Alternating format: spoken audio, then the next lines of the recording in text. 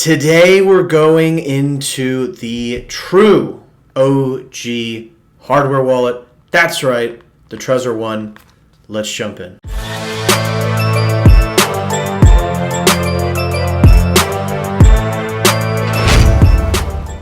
Welcome back to another video. My name is Ian Major. I'm an entrepreneur, Bitcoin pleb, and all-around raging capitalist. And I am excited to do this very overdue video. Trezor really is the OG when it comes to hardware wallets. They were the very first, and a lot of their firmware and code has been forked and remains in things like the cold card and even now the Foundation Devices Passport. So there is the DNA of Trezor in other devices. And so today we're going to go through everything. We're going to go through the full setup process for your Trezor One. I'm going to also kick things off and quickly compare it to the Model T, which is the other main Trezor product. I'm going to go through some pros and cons, and then we'll get into the setup process. We'll show how to send and receive Bitcoin, so you won't want to miss a thing. For those returning to the channel, welcome back, my friends. As always, it is great to have you. And for those new to the channel, and I know there are many of you, over 80% of you watching right this very moment are not currently subscribed. And so if you like this content, I invite you to consider subscribing. I cover all manner of Bitcoin related content, including wallet tutorials like this, news, analysis. I put out a monthly digest, as well as a lot more around the Lightning Network, DeFi on Bitcoin, mining, running your own node. You want it, I cover it. That is how this channel works. But with all that out of the way, let's begin and kick off with just an overview of some of the different Trezor options, and then we'll get into the setup.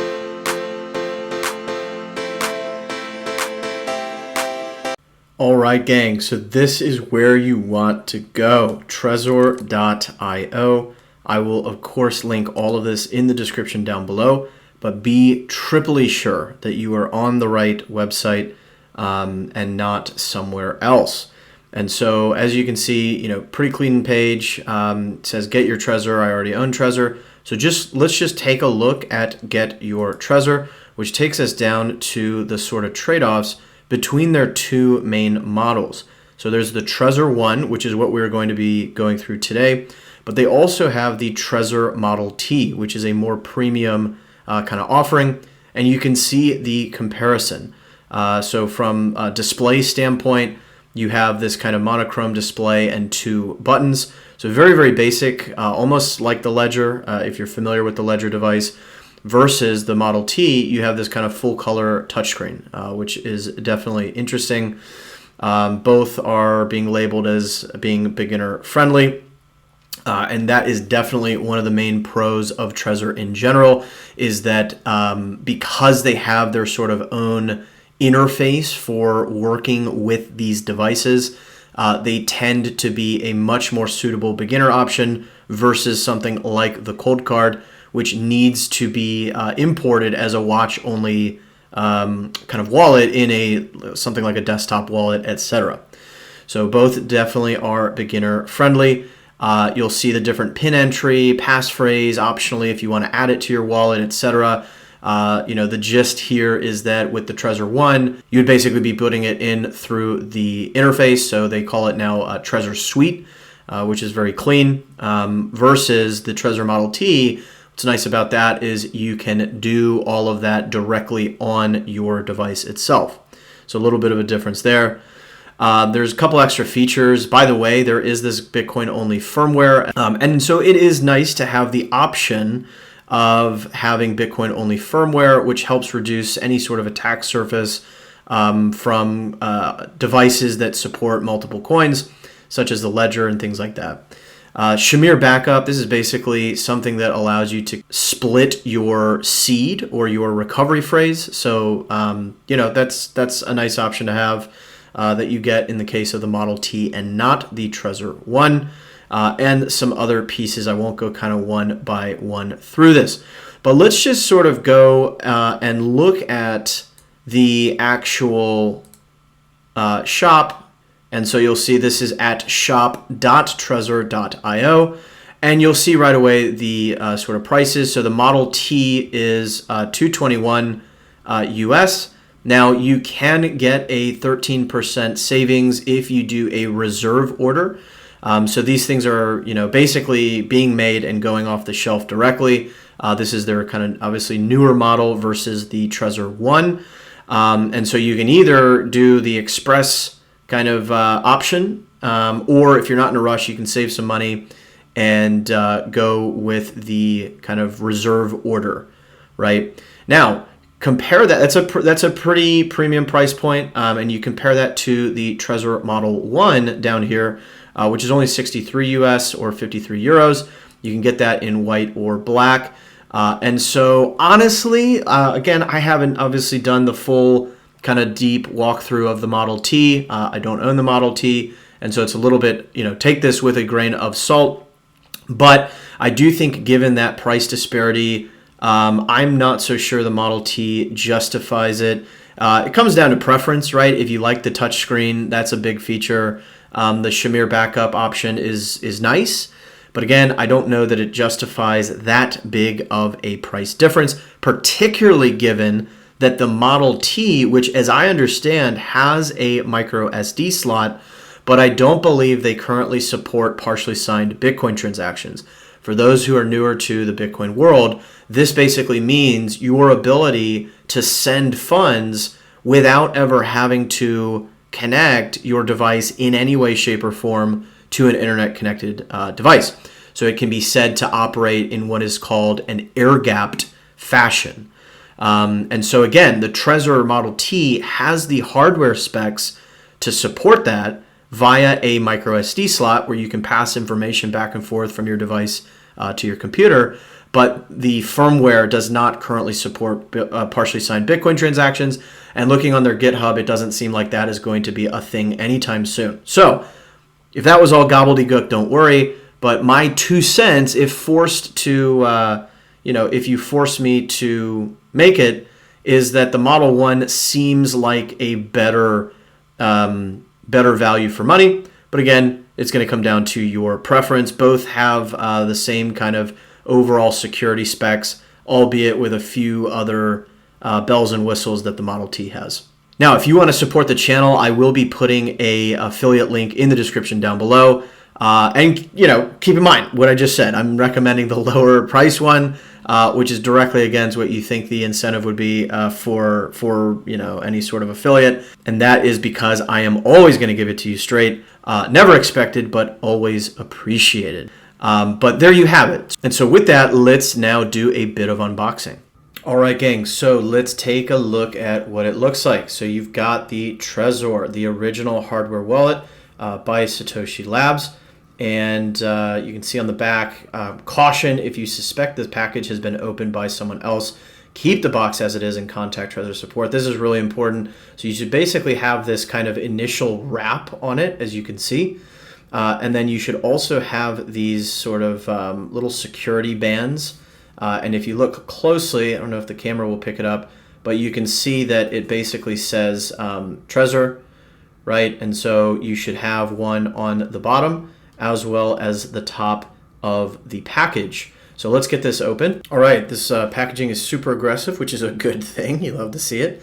So let's start with what's in the box. We've got the device itself, and you can see it's pretty sleek. There's, of course, the screen, as we can see, as well as the 2 buttons that are going to help you navigate. And then it has the plug at the bottom, which you're also provided with a USB sort of adapter here. And so this little end goes in the bottom like so. And then you're able to plug the device in to your computer, as we will take a look at later. So that's great. You also get this little kind of keyring thing. You get some stickers. Everyone likes swag. You get a kind of getting started document. Gives the device specs, package contents, all that good stuff. And then critically, you have 2 kind of documents that you can write down your recovery seed or your seed phrase. And so for those who are familiar with this, you will know. But for those who might be a little bit newer to Bitcoin, this is an absolutely critically important step. So once we set this up with the computer, as we will look at in just a moment, we will be presented with 24 words that uniquely associate with our wallet on our device. And so these 24 words are going to be the only thing that can help you recover your funds if something were to happen to your Trezor device. Let's say that you lose this in a tragic boating accident, as the meme goes. You would still be able to access your funds and recover them, assuming you have your 24 words written down. So never share this with anyone. Never, put this anywhere unsafe on the internet, anywhere. You should basically write this down and keep it safe forever and ever. Trezor does have some kind of steel backups. So you can literally chisel these words into steel, which helps protect against fire damage. There's a lot of different ways, but basically have this as an offline thing and protect it forever. So that's that. Now what we need to do is get our interface that we're going to use to interact with our hardware wallet.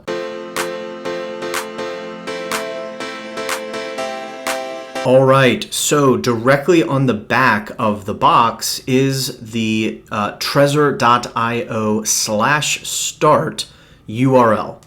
Now, there are other ways you can get to this, and you'll see it does actually redirect you now to suite.trezor.io/start.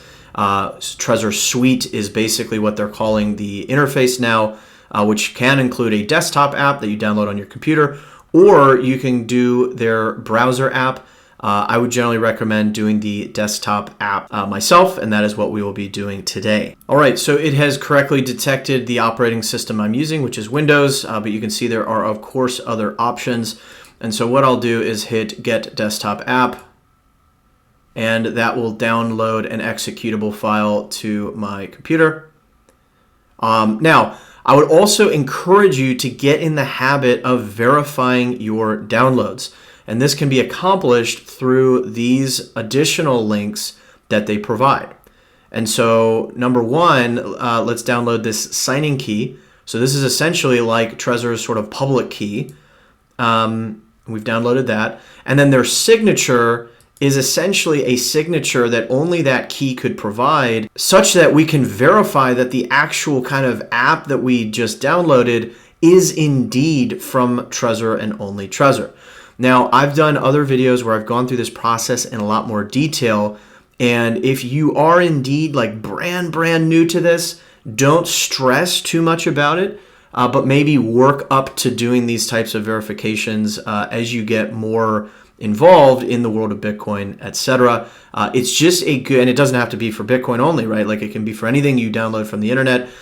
They should be providing these types of complementary files that you can use to verify that indeed what you've downloaded comes from where you think it comes from.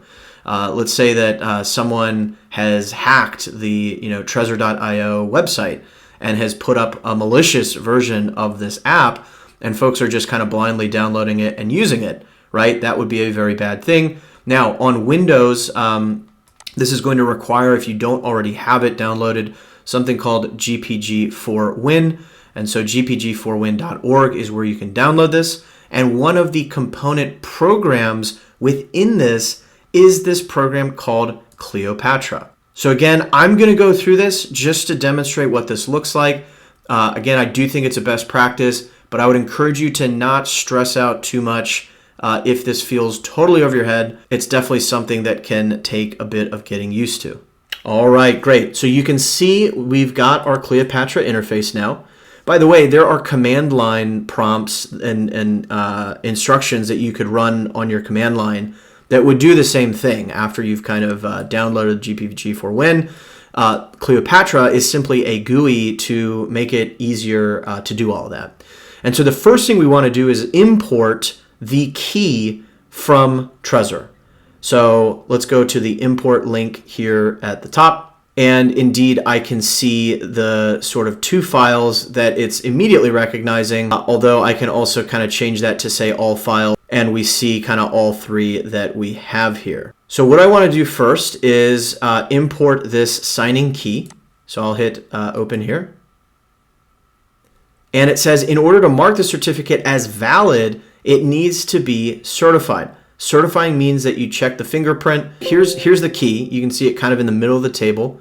Satoshi Labs 2021 signing key. And you can see the key ID is this following kind of alphanumeric string. And so this fingerprint, I would ideally want to cross-check this against another kind of trusted source. Now, in the case of Trezor, they actually make this a little more difficult than expected. But I found confirmation for this in some of their blogs. You can also get this in GitHub if you are more kind of technically savvy. But again, for purposes of this video, like this is fine. So I've kind of verified that this fingerprint is expected by confirming it on a trusted website. So I can go ahead and say yes. And you don't even need to do this. Like, I'm basically signing myself that yes, this looks good. So I'm just certifying this. Okay, fine. So again, that certification step isn't even technically necessary, but I've gone ahead and done it. So now I've imported the signing key from Satoshi Labs, and now we want to use it to verify the downloader. So let's go to the decrypt and or verify files option, and I'll go back to downloads. And I'm now going to select this other kind of file, and I'll hit open. And you can see it is verifying. So it's basically taking the signature that we just selected, and it is comparing that against the actual file that we downloaded. And so there we go. We've got a valid signature, and we have verified Trezor Suite 21.12.2, etc., which is what we are going to install on our computer. So all good. Again, if this is completely over your head, don't stress. But again, it is a good sort of practice to get into. So we are all set here. Let's go ahead and close all this out. And I'm now going to click into the application installer, and we'll get this installed. All right. So I have plugged in my Trezor device to my computer, and I can see on my device it says welcome. Please visit trezor.io/start, which I've already done. And we can see in the Trezor Suite, it's first thing it says anonymous data collection. Nope, I will do not want that. And we'll hit confirm. And now it is presenting us with this couple point security check. So my hologram was intact, right? Like that's what I was talking about earlier. And so yes, it was untampered with. I indeed bought from the official shop. I honestly would just do it from the shop, not even from a reseller. And the package was not tampered with. So let's go ahead and set up our Trezor. All right, so we can see that we've got this couple step process. So pretty easy stuff. It says the Trezor is shipped without any firmware. I think this is something they've started to do recently. So we can install the latest version directly by clicking the button below. And you can see some of the specs from the latest version here. It's nice to see the support for Taproot. And so let's go ahead and install the firmware. And so think of firmware as software that kind of tells your hardware device like what to display and how, and as something like Bitcoin evolves and you now have something like Taproot, updated firmware would allow your hardware device to support that, for example, or if you need to put like a new menu in there, etc.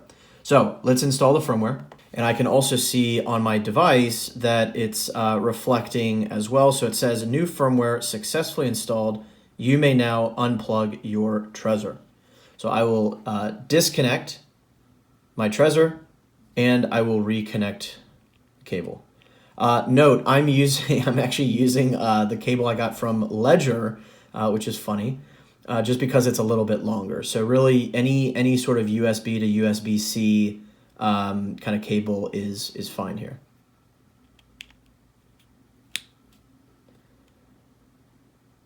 All right, so it's rebooting. I see the 1.10.0. And as we can see in the Trezor Suite, it says confirm on Trezor. And indeed, as you can see, I have installed new firmware. Never do this without your recovery card. Again, we haven't even created any wallet yet. So yes, I will hit continue. and it says preparing. All right, and it says new firmware successfully installed, and it's rebooting again. Okay, so that should all be good. So back on Trezor Suite, we can hit continue. And now we want to create a new wallet. Now note, you can recover a different wallet from your backup. And so let's say that you lost your Trezor device, but you had your 24 words written down and you got a new Trezor device. You could recover that former wallet and its funds by this right-hand option. Of course, in our case today, we want to do create new wallet. All right, it says choose how to back up your Trezor. And so it only has the standard seed backup here. I think that would potentially have the Shamir backup option if you had the Model T. But again, standard seed backup for us. It's gonna generate my wallet, and I'm going to be presented with the associated mnemonic phrase or recovery phrase or seed phrase. All of these are kind of interchangeably used for this list of 24 words that is required to get me to my funds if something were to ever happen. And so it says on my Trezor device, do you really want to create a new wallet? And I can say continue or confirm. All right. And so we can hit create backup. So we've created a wallet. We just need the backup now. And it says your Trezor will generate a list of words which you need to write down. This information is the most important part. It's your only offline backup, as we were discussing earlier. So it's making you really click to confirm we understand this. So check your backup in device settings before sending money to the wallet. Okay, I get it. Never take a photo or make a digital copy of the backup. Got it. And keep your backup secure and never share it with anyone. Got it. So let's begin the backup process. And so I'm now going to have a series of 24 words and I'm going to write them down, and we'll be right back. All right, so my backup is successful. I've written down all my words and it will replay the whole list and make sure that you doubly confirm each and every one. So that is great. And we can see that reflected in Trezor Suite, wallet backup complete. And so we're almost there. Let's continue to set a pin. And I can see on the Trezor, it says, do you really want to set new pin? I can say yes, confirm. Importantly, what happens is you get this diagram on your device. So you can see 964372185, etc. And because it would be really difficult to cycle through using just these two buttons. And so the way they do this is they display that grid on the device, and then I get these sort of dots here in the Trezor Suite. And so basically, let's say I wanted a pin of 1111. I do not recommend doing that. That would be too easy to guess. But I would basically hit the bottom left dot 4 times, right, to enter the pin. It says you can do up to 9 digits, so maxing that out is probably not a bad idea, given that they give you a place in your backup little document where you can write down your pin. So I'm gonna generate a pin here, and we'll be right back. We've got our pin set, we've written it down, and we're good to go. So let's hit continue. And so Trezor is a multi-coin device, and so it's going to ask which coins you want to be activated and shown in Trezor Suite. You can change this anytime. Again, you can, instead of the default firmware that we put onto our device, there is a Bitcoin only firmware. And I think that's a really nice option for folks who want to do Bitcoin only. And that is indeed us in this case, but we went ahead with the standard firmware, which is fine. So I'm just gonna leave Bitcoin active. You then also have some options down here. Set a custom blockchain backend. So this is basically where Trezor Suite will be getting information from the blockchain, right? Like your balance amount that's connected with your device, that is on the blockchain, right? Your private key is not on the blockchain, but any sort of software like Trezor Suite is going to need to query the blockchain to confirm what are the funds associated with this particular device, or with this particular wallet rather. And so that's nice that they allow some customization. For our purposes, we can just leave it as their node here. And then you can also enable Tor, which is very nice. I would probably recommend turning this on. Why not? And so this will basically route all of the Trezor Suite's traffic through the Tor network, which is always a good thing. So let's go ahead and complete the setup. So setup complete. We can edit the name if we want. I mean, I'll just call it, and it says it makes me confirm any changes on the Trezor device, which is nice. Do you really want to change name to Trezor One? Sure, confirm. Great. I guess you can change the home screen if you want. Let's see what this does. Oh, that's cool. But we're good. So let's go to Access Suite. All right. So the final sort of piece it's asking about is this passphrase. So what is a passphrase? A passphrase is essentially an additional kind of layer of security. You can almost think of it like a 25th word. And so, you know, in general, I would recommend doing this.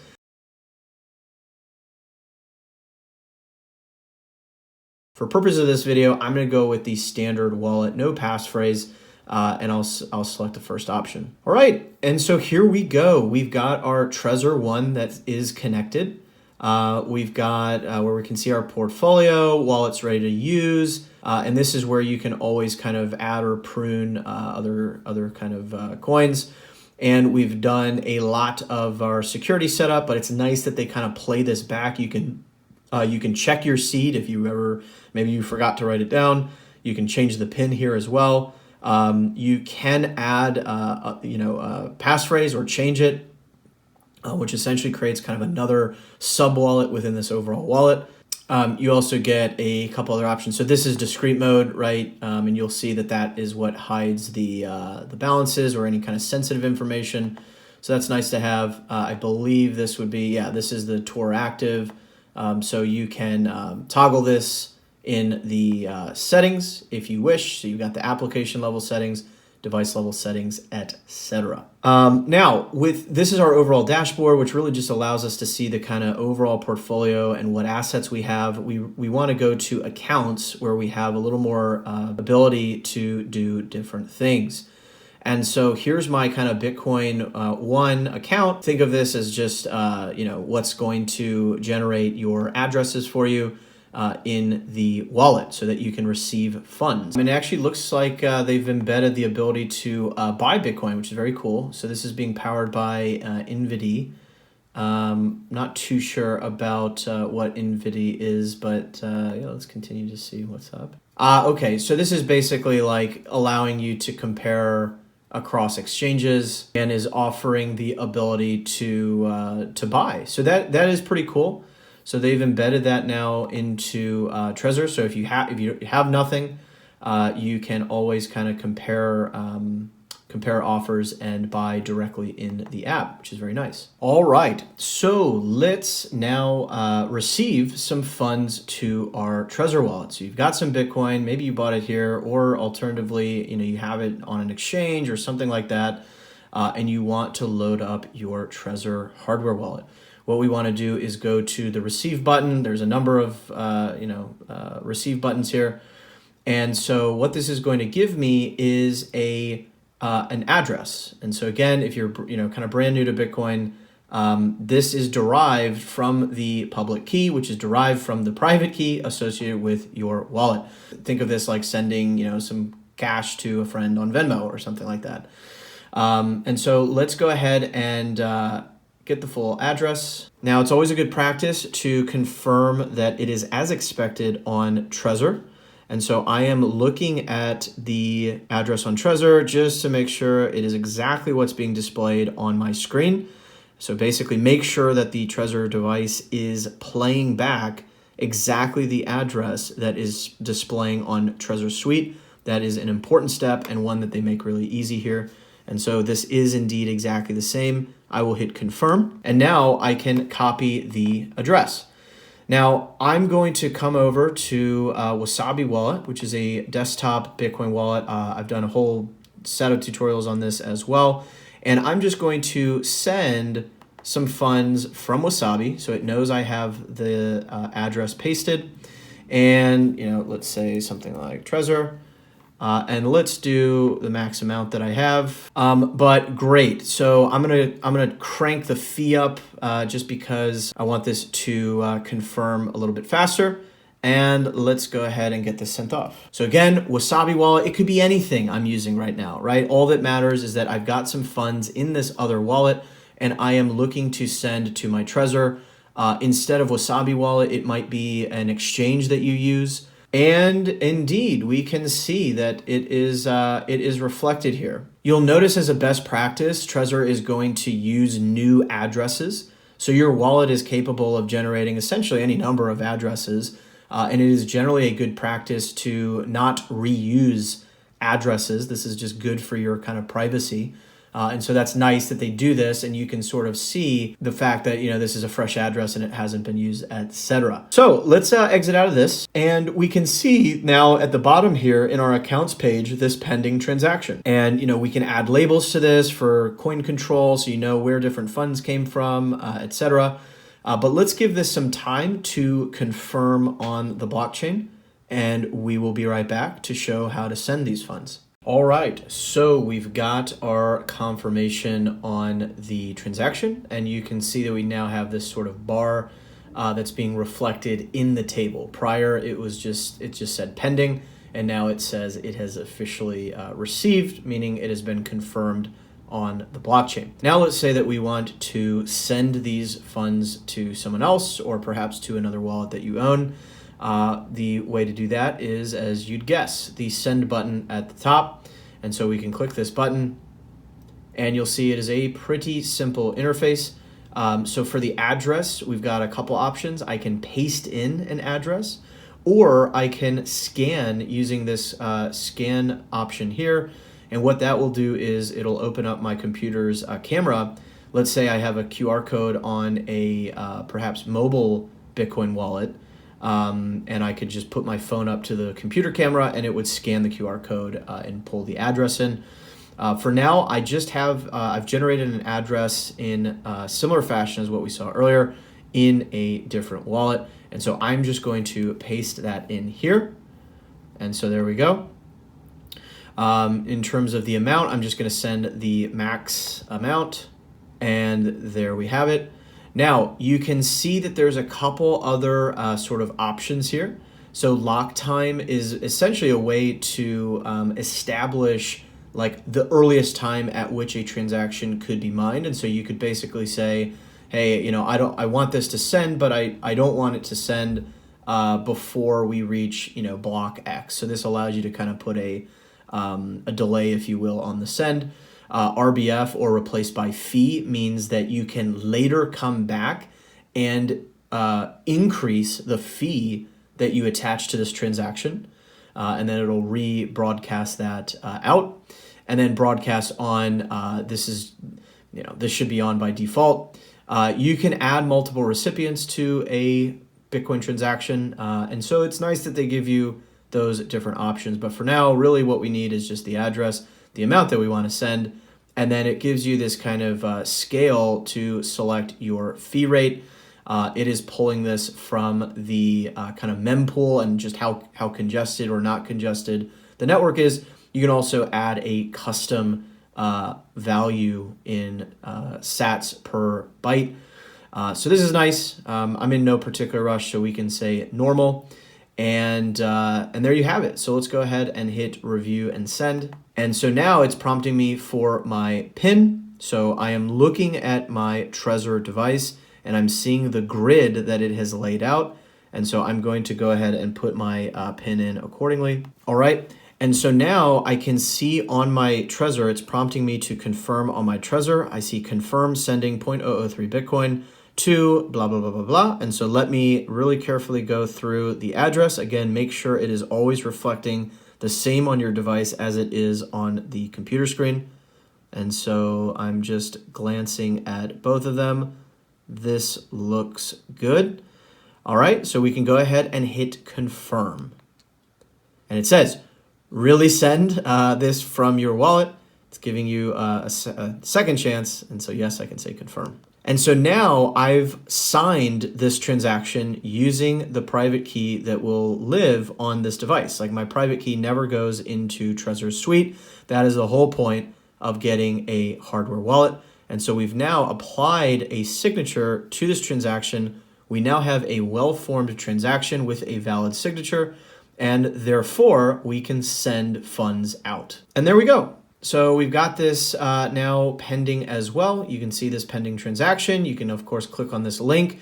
And here is where you can bump that fee if you had, if it's not confirming and you want to accelerate that process. But there you go. Pretty nice, pretty simple. You can, this trade option goes back to the Infinity stuff that we were talking about earlier. You can also kind of use your Trezor to sign transactions in a standalone fashion. What's really nice about the Trezor as well is that it's a great cosigner for multi-sig setups. So for those not familiar, a multi-signature or multi-sig wallet is one in which multiple signatures or multiple keys are required to spend funds out of that wallet. And so, you'll see some of the software down here, the desktop wallets like Sparrow. You also have Spectre wallet. You have Electrum wallet. All of these desktop wallets that support multi-sig setups, your Trezor device can very easily be a cosigner for that, which is very nice. You just have to kind of plug it in, and the desktop wallet will pick out the appropriate key from your wallet for multi-sig use. We won't cover that in this video, but perhaps I will come back in future videos and cover that as well. So with all of that, let's now go ahead and close the video out. All right, my friends, there you have it. We went into the Trezor One. We looked at its differences versus the Model T, and then we looked at the full-blown setup process, how to send and receive funds, interacting with the kind of Trezor Suite interface. And I must say, as expected, this is a great device, particularly from a kind of value for money standpoint, given the price point of the Trezor One and its sort of status as this kind of OG device, who, of course, its firmware is being updated all the time. In fact, the latest kind of update now supports the Taproot addresses and all that good stuff. And so this is a really, really great option for beginners and more experienced folks alike, especially given that you can, if you'd like, do the Bitcoin-only firmware on the device. So great option all around. But I'm curious to hear what you think. What are your thoughts? Leave me a comment down below, whether that's in relation to Trezor or perhaps for other videos that you'd like to see covered in the future. I have a number of other tutorials that you'll find in the How to Secure Bitcoin playlist that I've got right on my channel, and I'll link that in the description down below. But for now, we'll go ahead and leave this here. I hope you found this valuable and useful. If you did, you already know what to do. Give this video a like, let me know your thoughts, and if you want to support the channel, again, you can use the link in the description down below if you are so keen to grab yourself a Ledger device. But for now, we'll go ahead and leave this here. As always, my friends, every sat counts, especially if it's protected by private keys stored on your hardware wallet. And until next time, I'll see you then.